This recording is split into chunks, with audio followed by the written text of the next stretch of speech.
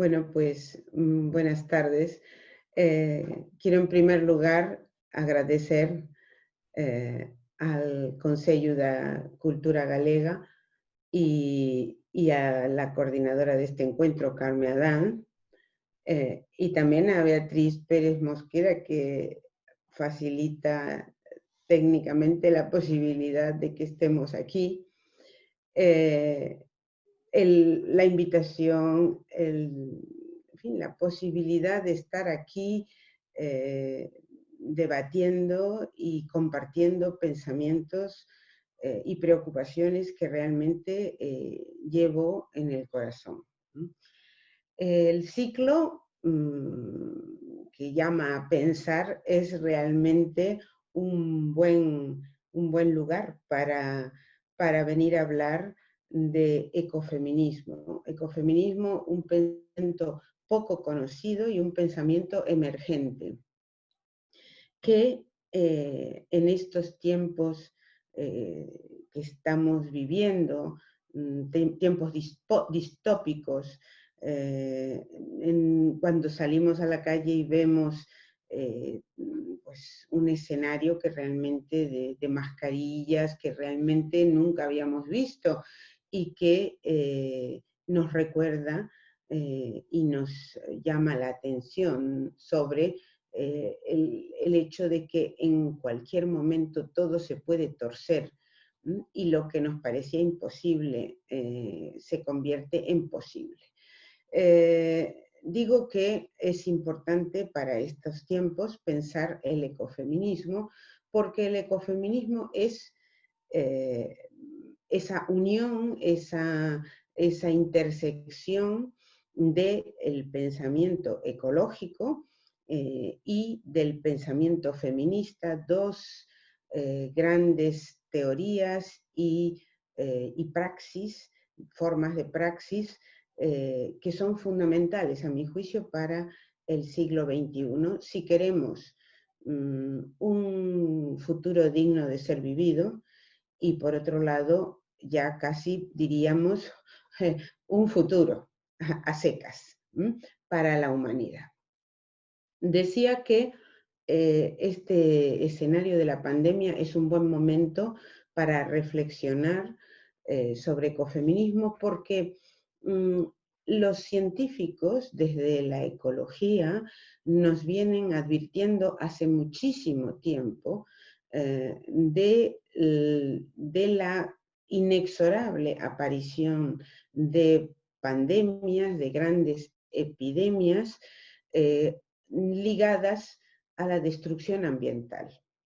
Este es un aspecto del cual poco se habla actualmente. Cuando hablamos de la pandemia, bueno, hablamos de muchísimas cosas, indudablemente, aspectos que nos preocupan inmediatamente, qué hacer, etcétera, y eso hay que hacerlo, por supuesto, hay que pensar qué vamos a hacer ahora, pero también hay que reflexionar acerca de cuál es el origen para remediar y prevenir casos futuros. Por eso pienso que no se habla suficientemente sobre los informes científicos que nos anunciaban que la destrucción de los ecosistemas silvestres, la continua invasión de territorios por parte de una civilización de territorios naturales, por parte de una civilización que solo piensa en crecer infinitamente, ¿eh? Tenía que terminar necesariamente con esta situación al habernos puesto en contacto directo con virus que, para los cuales no estamos inmunizados. Entonces, partimos de esta cuestión, ¿no? Del anuncio científico de las epidemias, las pandemias, como resultado de la destrucción ambiental. Partimos de que estamos en lo que se ha llamado la emergencia climática y que la situación de pandemia no nos debe hacer olvidar que tenemos otra espada de Damocles, que es el cambio climático. Mm, Paul Crutzen, premio Nobel de Química, ha llamado a nuestra época antropoceno. ¿Por qué? Pues porque es una era, considera que es una era geológica nueva, tanto Paul Crutzen como muchos otros científicos, porque es una era en la que la capacidad humana técnica de influir en todos los ecosistemas de la Tierra es enorme y es la primera vez que tenemos esa capacidad. Una capacidad que nos debería llamar a la mesura, que nos debería llamar a la prudencia, pero que no lo ha hecho. No lo ha hecho, entre otras cosas, pues porque estamos en un sistema económico que implica una necesidad de crecimiento continuo. Y claro, es imposible crecer continuamente, ilimitadamente, en un planeta que tiene límites. Por eso algunos han preferido llamar a esta era, no la quieren llamar antropoceno, sino que la quieren llamar capitaloceno. Yo voy a seguir utilizando el término antropoceno porque es como más abarcador, indudablemente, abarca una visión crítica del ser humano más allá incluso de determinados momentos históricos de gran intensidad devastadora como son los actuales. ¿Qué es el ecofeminismo? El ecofeminismo, ese gran ignorado del feminismo, es, podríamos decir, la conciencia ecológica y social del feminismo contemporáneo. Se trata de una corriente del feminismo que nació en el último tercio del siglo XX, originado por la preocupación por la contaminación ambiental en aquel momento y por las tasas demográficas que preocupaban, altas, que preocupaban a los ecologistas por el hecho de que iban a crear una crisis alimentaria en el futuro o bien iban a producir una tensión, una tensión tal sobre los ecosistemas que los iban a colapsar. Hoy estamos mucho más cerca de esos escenarios y sin embargo no hemos tomado medidas para solucionar el problema. Desde el ecologismo se nos enseña que somos ecodependientes, es decir, que no somos tal como nos imaginamos en la tradición filosófica, por ejemplo, moderna sobre todo, como no somos esos seres absolutamente separados del medio ambiente o separados de la naturaleza, una excepción increíble. No, somos ecodependientes. Vivimos, aunque vivamos en ciudades, vivimos dependiendo de ecosistemas que si llegan a colapsar nos abocan a la destrucción o a una vida con una calidad bueno, muchísimo menor de la que es necesaria como mínimo. Entonces, el feminismo ha adquirido, a través del ecofeminismo, ha adquirido conocimientos del ecologismo y de la ecología como ciencia que les sirven para pensar los problemas de nuestro siglo XXI, que son problemas que se iniciaron mucho antes, indudablemente, pero que hoy en día toman una dimensión enorme. el ecofeminismo entonces es consciente de esa destrucción, de ese peligro y de esa dependencia. Nos llama a recordar nuestra dependencia y nuestra pertenencia a la red de la vida. Ahora bien, yo he considerado que el ecofeminismo, como el feminismo, son hermenéuticas de la sospecha. Es decir, nos ayudan a sospechar acerca de ideas preestablecidas que tenemos sobre la realidad.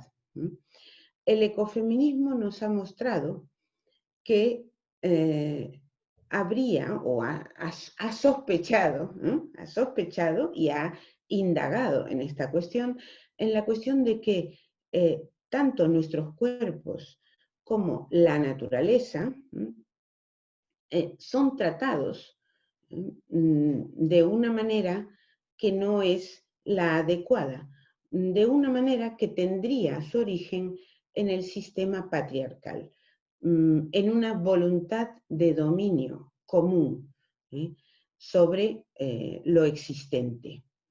Esta es la clave del ecofeminismo, el nudo del ecofeminismo, y a partir de ahí, pues, hay muchas formas de ecofeminismo diferentes. El ecofeminismo ha llamado a revalorizar las tareas del cuidado. Claro, esto ha provocado recelos en el feminismo. No nos estarán, la misma Simone de Beauvoir, no nos estarán llamando a volver a las tareas tradicionales, porque cada vez que se ha alabado algún aspecto de las actitudes, virtudes, actividades de las mujeres, a menudo ha sido para hacer un discurso del elogio que nos devolviera a las funciones tradicionales cuando estábamos pidiendo otra cosa, ¿no? Entonces, es importante que el ecofeminismo tenga siempre presente, y no siempre lo tiene presente, este peligro, ¿no? El peligro del conformismo, el peligro del discurso del elogio. Somos maravillosas, sois maravillosas, nos decía Jean-Jacques Rousseau en el siglo XVIII, sois extraordinarias, podéis cuidar como nadie, por lo tanto, no os vamos a dar la ciudadanía, no vais a poder participar en la política, os vais a dedicar a la crianza de los hijos, únicamente, ¿no? Entonces, ese tipo de discurso del elogio, que es un discurso envenenado, es siempre un peligro que hay que tener presente y saber evitar dentro del ecofeminismo.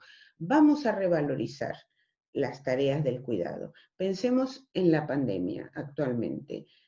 Cuán importantes se han revelado las actitudes del cuidado, las funciones del cuidado, y también qué poco valoradas están, tanto a nivel simbólico como a nivel económico. Entonces, el discurso del elogio de todas aquellas virtudes y actitudes del cuidado relacionadas con las mujeres históricamente tendrán que ser revalorizadas, sí, pero no para llegar a actitudes de conformismo y dejar todo como está. Volveré un poquito sobre esta cuestión, pero me parece que esto es importante tener presente como uno de los peligros del ecofeminismo, si no es un ecofeminismo realmente feminista, que recoja y conserve todas las reivindicaciones históricas del feminismo. Entre ellas, por ejemplo, el derecho de las mujeres a decidir sobre los procesos en su propio cuerpo, el derecho de las mujeres a acceder a prestaciones relacionadas con los derechos sexuales y reproductivos.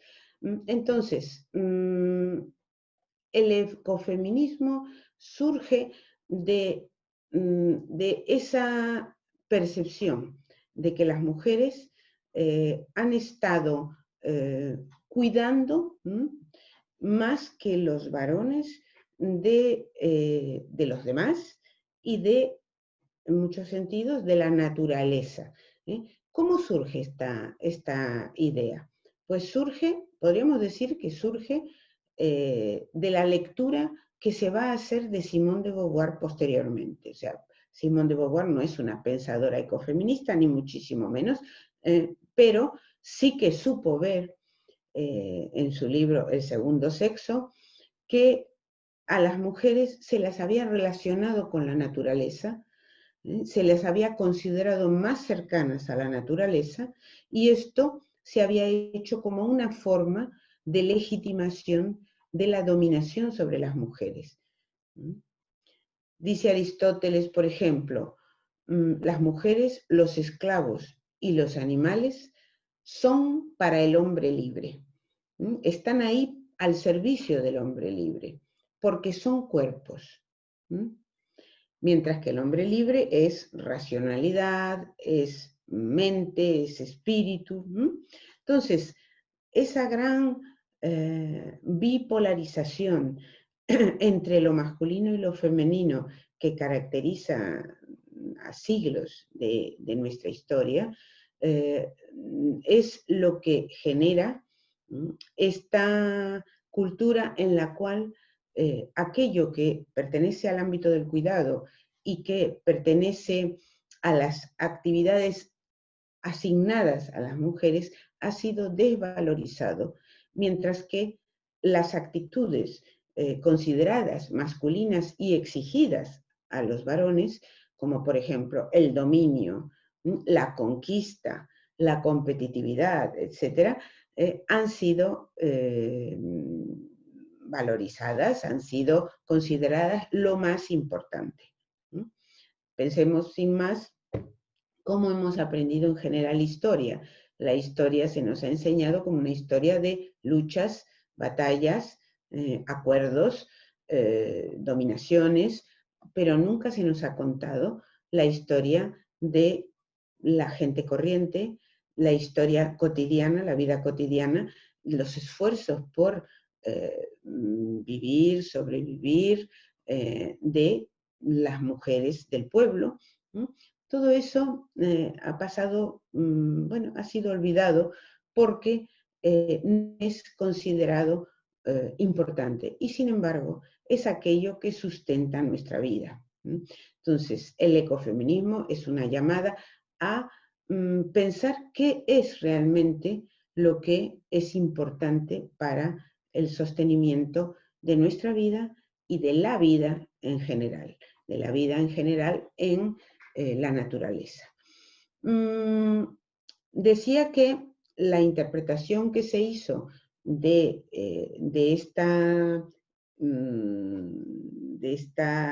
este énfasis de Beauvoir en el acercamiento entre mujer y naturaleza como forma de dominación, es lo que llevó después a una antropóloga como Horner a estudiar distintos pueblos y ver cómo en diferentes pueblos se relacionaba a la mujer con la naturaleza y se la devaluaba porque se consideraba que estaba más cerca de la naturaleza o porque tenía funciones de crianza de los niños, preparación de la comida, etcétera, que estaban a juicio digamos, de la cultura de estos pueblos como más cercanos a la naturaleza y, por lo tanto, inferiores. Bueno, es un tema muy complejo, habría mucho que decir al respecto, pero lo que nos importa es ver de dónde venimos y qué valores tiene nuestra cultura, y que el ecofeminismo es una llamada a revisar críticamente esos valores y transformarlos. Me gustaría señalar algo importante, y es que el ecofeminismo es una redefinición en ese sentido de la realidad. Redefine, mira con otras gafas, ¿no? Decimos en el feminismo que miramos con gafas violetas, ¿no? Y vemos cosas que sin esas gafas que nos da el feminismo no veríamos. Pues con el ecofeminismo esas gafas son verdes y violetas, y vemos cosas que no veríamos si no tenemos esas claves que nos da el pensamiento ecofeminista. Quería subrayar que ecofeminismo no es lo mismo que feminismo ambiental. El feminismo ambiental es un feminismo que ha tomado conciencia de que necesitamos de la naturaleza o del medio ambiente, cuidar del medio ambiente para vivir una vida de calidad. Y por lo tanto llama a cuidar racionalmente los recursos. El ecofeminismo no nos habla de recursos. La naturaleza no es un simple recurso, sino que el ecofeminismo trata de superar la visión antropocéntrica, es decir, la visión de un ser humano que solo piensa en sí mismo y que considera que es el centro de la creación o el centro de la naturaleza y que todo lo demás está subordinado a él. Superar entonces ese antropocentrismo, tener una mirada más horizontal, menos jerarquizada sobre lo existente, y es un pensamiento destinado a superar el androcentrismo que es el sesgo de género de la cultura. El hecho de que esa bipolarización a la que me refería antes ha creado valores distintos a los que se ha asignado un género y ha creado formas de experimentar el mundo distintas. Formas que son más empáticas y más relacionadas con el cuidado, en el caso de las mujeres, y formas más relacionadas con el dominio y con la competitividad en el caso de los varones. Por supuesto que todas estas afirmaciones sobre las características de género son afirmaciones estadísticas, ¿no?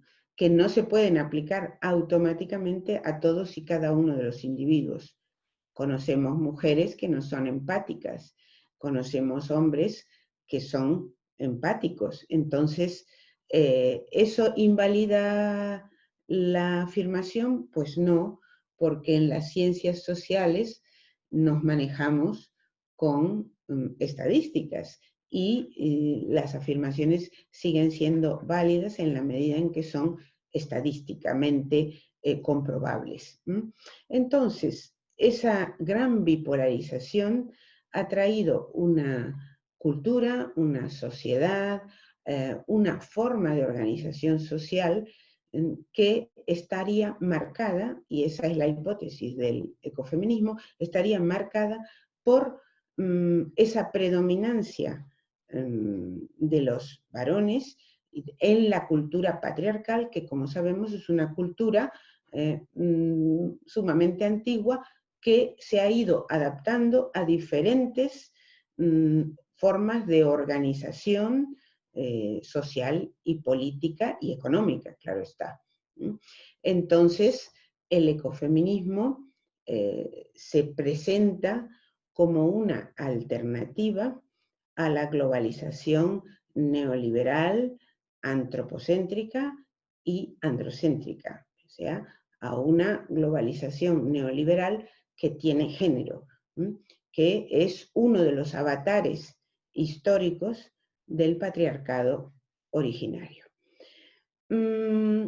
Bueno, no quiero pasarme mucho y ya voy llegando al término de esta pequeña charla. Quiero decir algunas palabras sobre mi propuesta de ecofeminismo. Hay muchas formas, decía, de ecofeminismo. Hay ecofeminismos esencialistas que consideran que las mujeres son por naturaleza las guardianas y las salvadoras del planeta.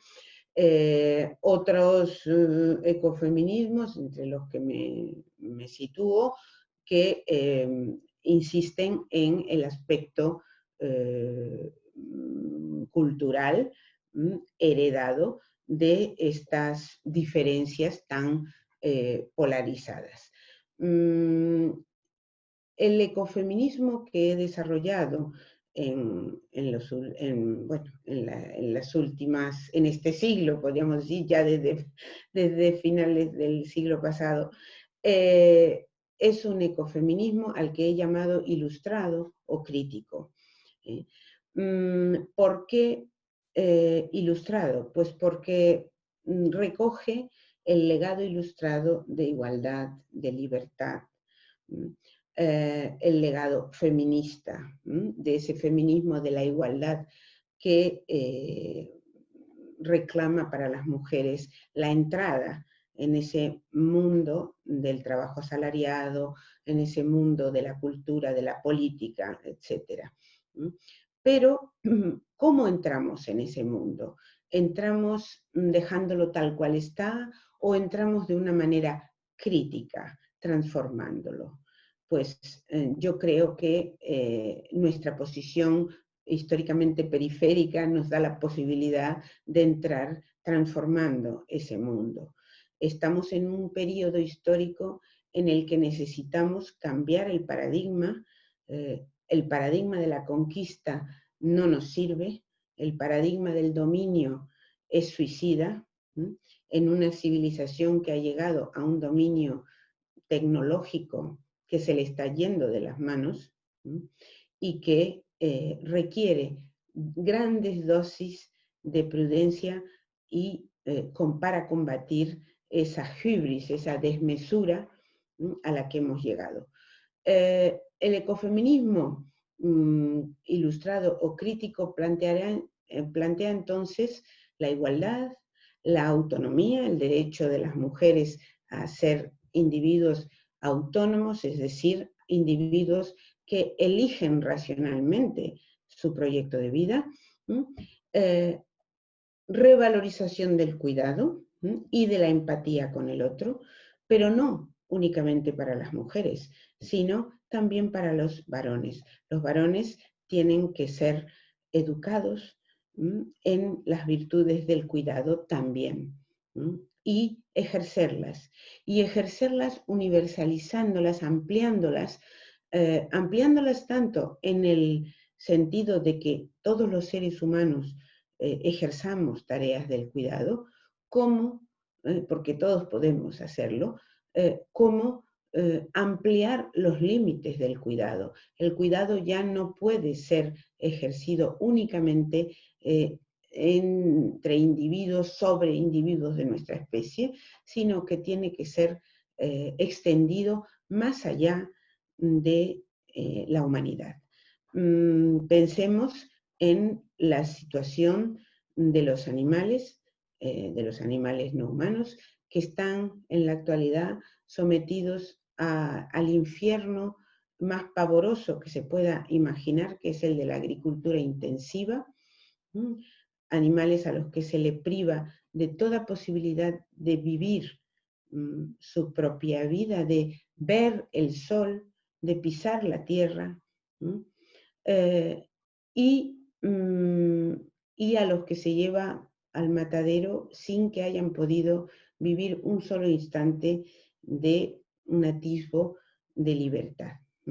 Entonces, Empatía con el otro significa no solo empatía con el otro humano, sino también con el otro no humano.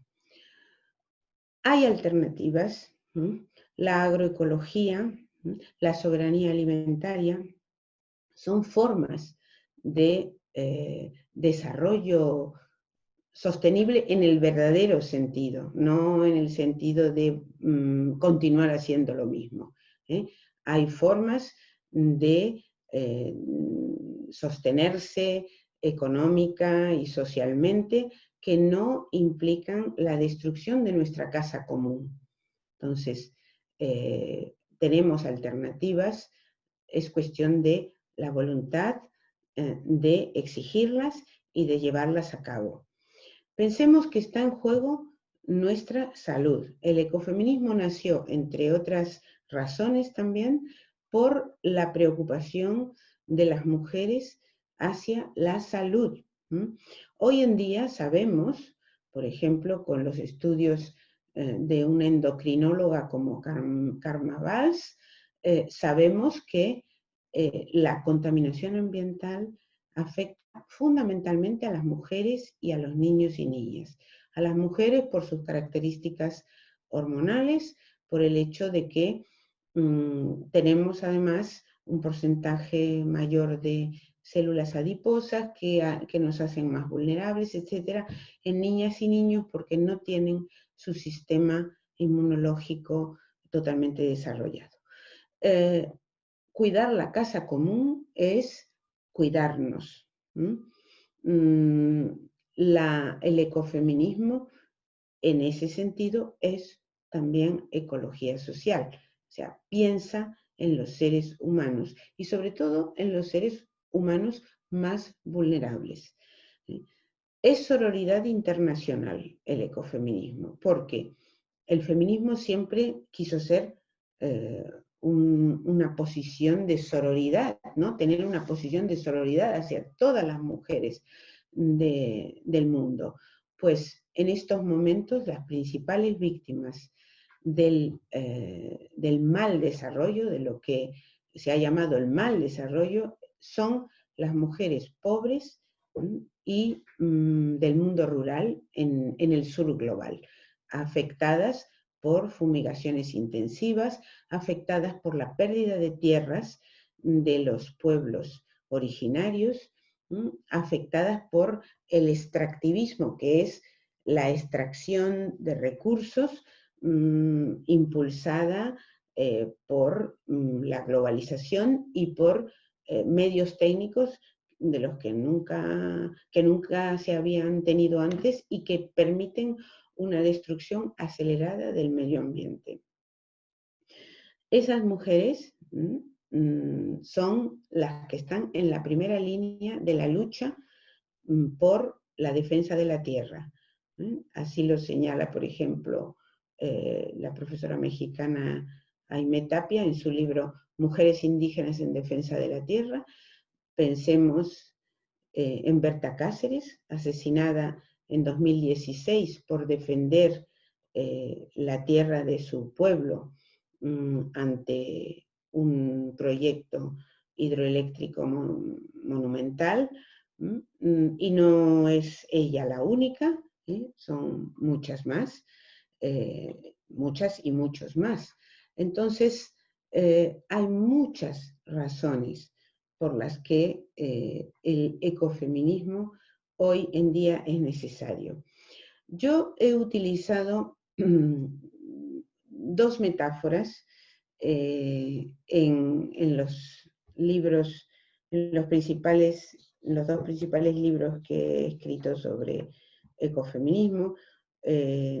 La primera metáfora es la de Ariadna y el Minotauro.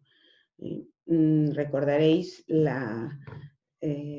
aquel mito griego en el que Ariadna le da a Teseo, que es un joven valiente, que se va a enfrentar con el Minotauro en el laberinto de Creta, le da un ovillo para que pueda salir del laberinto.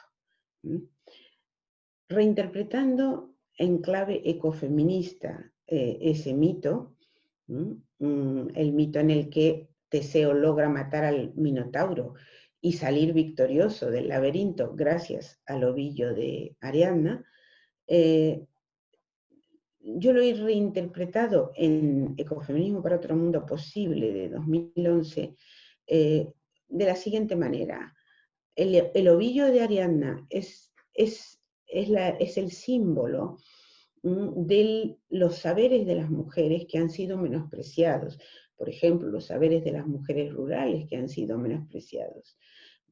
Y que sin embargo contenían grandes dosis de sabiduría, de conocimiento del lugar y de las plantas del lugar, etc. El ovillo es entonces el saber y las virtudes de las mujeres que han sido históricamente menospreciados. Ariadna le da el ovillo a Teseo. Teseo entra en el laberinto, pero no mata al Minotauro. El Minotauro es esa naturaleza acorralada, esa naturaleza que está al borde del colapso y que es necesario mirar de otra manera y conservar. Teseo sale del laberinto y sale con Ariadna, que también lo ha acompañado, porque hoy las mujeres no nos queremos quedar en casa mientras los hombres deciden sobre la historia. Ariadna y Teseo salen con el Minotauro porque se han reconciliado con la naturaleza.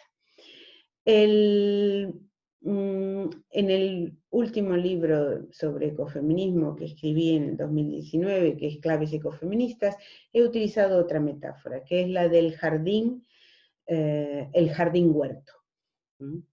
El jardín huerto ecofeminista como un refugio frente a los peligros que nos amenazan, pero un jardín abierto, un jardín de reflexión como era la escuela epicúrea, que se llamaba el jardín, y que era un huerto en el cual las personas, hombres y mujeres, porque se permitía el acceso a las mujeres, cosa rara en aquella época, hombres y mujeres libres y esclavos, porque también se permitía el acceso a la filosofía de los que en la sociedad eran esclavos, pasean reflexionando, pero no se encierran en el jardín para mirar el mundo con indiferencia, sino que se reúnen en el jardín para disfrutar de la amistad, disfrutar de todos aquellos placeres